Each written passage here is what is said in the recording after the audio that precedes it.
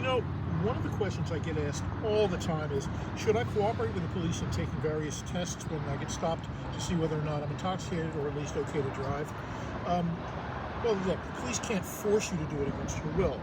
The two tests that they're going to want you to take almost invariably are the standardized field sobriety tests, where they'll check your eyes, they'll ask you to do the walk and turn test and things like that. You've all seen that on TV. They would also ask you to take a breath test back at the police station.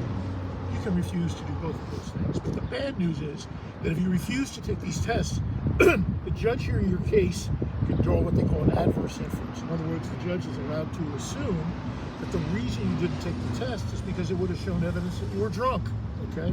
So there's some disadvantages to refusing to do that, okay? Now, I could never advise a client to refuse to do a test, especially when it's required by law. But I will tell you this, if you're a third offender, you have a drunk driving ticket and a refusal ticket, the drunk driving conviction has a mandatory 6 months in jail. The refusal charge, 0 days in jail. Keep that in mind.